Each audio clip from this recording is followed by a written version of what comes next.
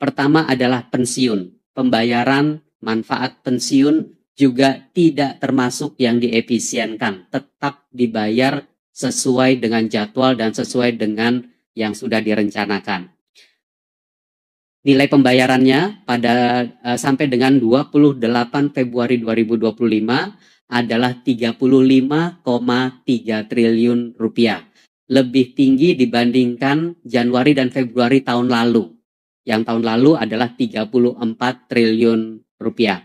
Ada peningkatan 3,9%. Baik melalui Taspen untuk pegawai negeri dan juga Asabri untuk pensiunan TNI dan juga kepolisian. Dan untuk subsidi dan kompensasi pembayarannya 10,7 triliun. Namun kalau kita lihat volume dari berbagai macam barang yang mendapatkan subsidi, ini volumenya rata-rata meningkat. Bisa dilihat BBM menjadi 1,48 juta kiloliter yang mendapatkan, yang telah disalurkan sebagai salah satu bentuk barang bersubsidi di bulan Januari dan Februari. LPG kira-kira sama, ya, jadi 689,1 juta ini atau 689,1 juta kilogram LPG 3 kilogram. Listrik bersubsidi 41,8 juta pelanggan. Nanti saya akan uraikan khusus mengenai diskon listrik 50% yang kita jalankan selama bulan Januari dan Februari. Diskon listrik pada bulan Januari dinikmati oleh 71,1 juta pelanggan dan di bulan Februari dinikmati oleh 64,8 juta pelanggan. Ini diskon listrik yang 50% yang kita lakukan. Dan juga penyaluran pupuk pada tahun 2025 sampai dengan Februari telah disalurkan 1,3 juta ton, lebih tinggi dibandingkan tahun lalu yang sampai dengan Februari untuk pupuk baru disalurkan 0,87 juta ton. Ini adalah karena ada perubahan kebijakan yang digiring oleh Bapak Presiden dan melalui Pak Menko Pangan, melalui Pak Menteri Pertanian menata ulang penyaluran pupuk bersubsidi sehingga dalam 2 bulan pertama bisa disalurkan pupuk yang lebih banyak untuk kelompok petani kita. Dan tentunya nanti APBN akan standby untuk melakukan pembayaran subsidi tersebut. Teman-teman media semua, beberapa hal ingin saya sampaikan seperti yang telah saya sebutkan tadi. Diskon listrik seperti telah diumumkan selama Januari Februari 2025 diberikan diskon listrik atas kelompok pelanggan yang sampai dengan 2200 volt ampere. Pada bulan Januari 71,1 juta pelanggan telah menikmati diskon listrik ini dan di bulan Februari 64,8 juta pelanggan listrik telah menikmati diskon ini. Total anggaran yang diperlukan kita masih dalam proses estimasi, tapi angka sementara yang kami catat adalah 13,6 triliun rupiah. 13,6 triliun rupiah. Jadi kalau harga listrik turun, dia langsung nanti nyumbang ke inflasi administered price yang juga turun. Makanya tadi kalau dilihat lagi slide-nya tentang inflasi kelompok administered price itu mengalami penurunan. Ini yang kita bilang inflasi administered price itu turun akibat kebijakan. Ya. Nah, kemudian slide berikutnya saya juga ingin menyampaikan selain pemberian diskon listrik, pemerintah terus menjalankan program subsidi sejumlah barang-barang bersubsidi. Dan untuk tahun 2025 bisa dilihat itu angkanya total subsidi yang kita anggarkan di dalam APBN 2025, total subsidi dan kompensasinya adalah 394,3 triliun rupiah. 394,3 triliun rupiah ini lebih tinggi dibandingkan realisasi subsidi dan kompensasi energi untuk tahun lalu. yang realisasinya adalah 386,9 triliun rupiah. Tahun 2025 ini terus kita jalankan dan jumlah kuota subsidi energinya bisa dilihat beberapa kuotanya ada di bawah. Listrik bersubsidi untuk 42,1 juta pelanggan, ini adalah untuk kelompok pelanggan 450 dan 900 volt ampere. Untuk BBM bersubsidi termasuk LPG 3 kg, BBM bersubsidi adalah untuk 19,4 juta kiloliter dan LPG 3 kg untuk 8,2 juta metrik ton LPG. Bagaimana cara subsidi ini diberikan? Caranya adalah dengan APBN membayarkan selisih harga dari harga keekonomian, harga yang seharusnya dengan harga yang menjadi dibayar oleh masyarakat. Harga seharusnya itu ada di kolom yang warnanya merah. Jadi seperti ini pernah kami sampaikan juga di ALKO sebelumnya. Contohnya untuk Pertalite harga seharusnya adalah 11.700, namun yang di harga jual eceran yang dibayar oleh masyarakat adalah 10.000. Berarti 1.700 per liter atau sekitar 15%-nya itu dibayar oleh APBN. Dan saat ini ada 157,4 juta kendaraan yang menggunakan. Untuk solar yang ditanggung APBN adalah 5.150 rupiah per liter dan sekarang dipakai oleh sekitar 4 juta kendaraan. LPG 3 kg seperti itu, harga jual eceran di masyarakat 12.750, sementara harga seharusnya 42.750, sekitar 40,3 juta pelanggan pemakai LPG 3 kg menggunakan ini dan mendapatkan. Listrik juga seperti itu, harga per kWh seharusnya 1.800, sementara yang di rata-rata untuk yang di kelompok penerima subsidi adalah Rp600 per kWh, maka Rp1.200 per kWh dinikmati oleh 41,5 juta pelanggan subsidi. Pupuk baik urea maupun NPK bisa dilihat harganya yang dibayar oleh masyarakat. Pupuk bersubsidi di sekitar Rp2.300 seperti belanja perjalanan dinas, belanja untuk ATK, belanja untuk kegiatan seminar, untuk kajian, untuk konsultan, untuk kegiatan seremonial, untuk acara peringatan. Berbagai macam acara peringatan dilakukan oleh birokrasi kita dan ini banyak sekali yang bisa diefisienkan.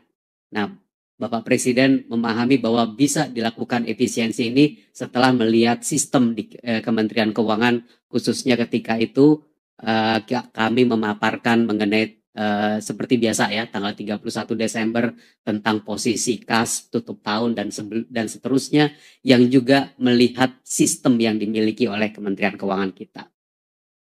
Instruksi Presiden adalah agar efisiensi pemerintahan, efisiensi anggaran ini dilaksanakan untuk seluruh kementerian lembaga. Artinya 99 bagian anggaran kementerian lembaga kita lakukan penyisiran. Dan bukan hanya untuk APBN, kalau KL itu di APBN, tapi juga dilakukan untuk APBD melalui pencadangan transfer ke daerah dan juga efisiensi APBD untuk kegiatan prioritas nasional. Namun ada pagarnya.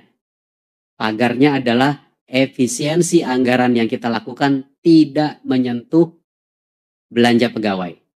Jadi harus tetap diamankan. Tidak menyentuh layanan pegawai. Artinya ini adalah operasional kantor, operasional dasar, tusi-tusi, tugas dan fungsi yang sifatnya prioritas. Ini tidak juga disentuh. Dan juga efisiensi tidak menyentuh layanan publik. Atau mungkin bahasa yang sering dipakai juga adalah bantuan sosial dan perlindungan sosial. Jadi teman-teman media semuanya, ini koridor dari efisiensi anggaran yang dituangkan dalam Instruksi Presiden nomor 1 2025 yang telah menghasilkan efisiensi belanja kementerian lembaga sesuai Inpres tersebut 256,1 triliun rupiah untuk belanja kementerian dan lembaga, artinya ini belanja pusat, dan efisiensi transfer ke daerah senilai 50,6 triliun rupiah. Upaya melakukan efisiensi ini telah kita selesaikan dan berikutnya adalah kita akan masuk ke berbagai penajaman belanja sesuai dengan agenda pembangunan nasional. Nah, sebelum saya masuk ke topik yang lebih detail mengenai agenda-agenda nasional, saya sampaikan dulu belanja pemerintah pusat. Seperti biasa, postur APBN kita untuk belanja negara terdiri atas belanja pemerintah pusat dan belanja transfer ke daerah. Belanja pemerintah pusat sampai dengan 28 Februari 2025 sudah mencapai 211,5 triliun. Ini adalah 7,8% dari total pagu. Dan kalau dilihat grafik yang sebelah kanan itu garis kuning, tahun lalu memang sedikit lebih tinggi, 9,7% dari pagu, karena tahun lalu itu ada penyelenggaraan pemilu. Ingat, tahun lalu pemilu kita adalah tanggal 14 Februari 2024. Jadi menjelang pemilu banyak sekali pengeluaran untuk pelaksanaan pemilu yang tahun ini ya tidak ada. Juga ada bantuan pangan yang kalau diingat akhir 2023 kita masih mengalami dampak dari El Nino. Dan untuk melindungi masyarakat kita memberikan bantuan sosial sampai dengan di awal tahun 2024. Maka itu secara persentase realisasi belanja pemerintah pusat sedikit lebih tinggi. Dan kemudian tahun ini 7,8%, ini cukup inline, on track dengan apa yang kita bayangkan, terutama juga dalam konteks adanya efisiensi anggaran, yang sebentar juga akan saya sampaikan. Belanja pemerintah pusat terdiri atas belanja kementerian lembaga yang sudah belanja 83,6 triliun, 7,2% dari pagu APBN. Apa komponen besar yang sudah dibelanjakan di KL? Pertama adalah belanja pegawai.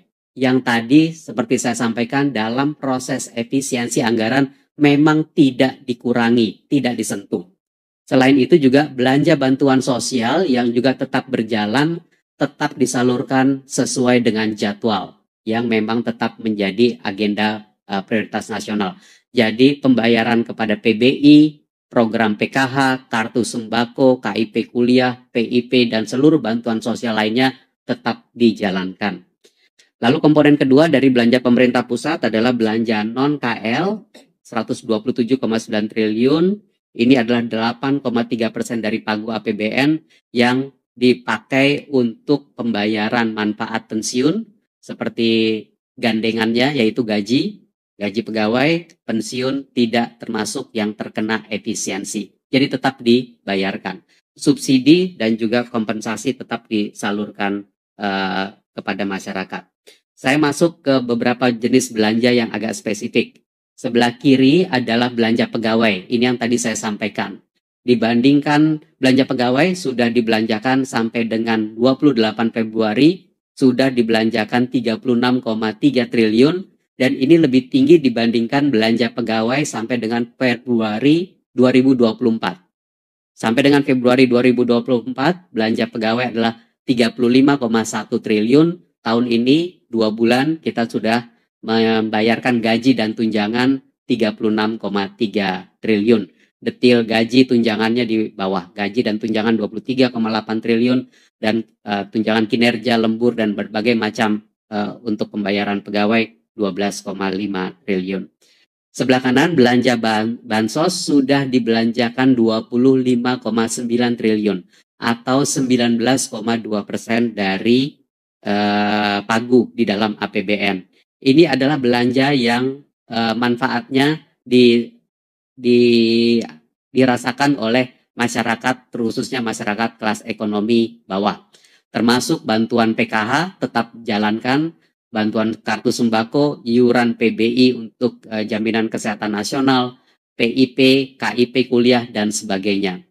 Jadi kalau di tahun 2024, 2 bulan pertama Bansos sudah belanja 22,5 triliun, maka tahun 2025 ini 2 bulan pertama belanjanya sudah meningkat 2 bulan ini menjadi 25,9 triliun rupiah. Ini yang untuk sekali lagi ingin saya sampaikan tidak diefisienkan maka pencairan semua pelaksanaan anggaran, penyaluran bansos semua sesuai dengan jadwal. Teman-teman media semua, ada dua jenis belanja yang memang menjadi fokus ketika kita melakukan efisiensi anggaran. Belanja barang dan belanja modal. Dilakukan penyisiran belanja modal mana yang tidak perlu atau belanja modal mana yang dapat kita lihat. Tapi seperti kita ketahui juga, biasanya 2 bulan pertama proses-proses kontrak juga belum semuanya dimulai. Makanya belanja modal baru 3,1 triliun atau 1,6% dari pagu. Sementara itu belanja barang sudah dibelanjakan 18,3 triliun, 3,8% dari total pagu. Di sini memang ada efisiensi, memang kita sisir ada efisiensi anggaran, namun diamankan semua tugas dan fungsi dasar pelayanan masyarakat. Karena itu kalau dilihat subsidi biodiesel tetap jalan. Pelayanan kesehatan di berbagai macam unit pelayanan teknis Kementerian Kesehatan tetap berjalan. Dukungan keamanan dan ketertiban belanja barangnya tetap berjalan. Bantuan dan peningkatan kapasitas untuk perguruan tinggi. Ini termasuk untuk bantuan-bantuan operasional perguruan tinggi tetap ada yang disalurkan. Dan pelayanan transportasi darat, laut, dan udara tetap berjalan. Ini akan terus kita pastikan belanja barang yang dijalankan adalah belanja barang yang betul-betul efisien dan nantinya kita akan melakukan sejumlah penajaman belanja. Berikutnya, kalau tadi adalah belanja kementerian lembaga, ini ada dua jenis belanja non kementerian lembaga yang juga perlu kita uraikan.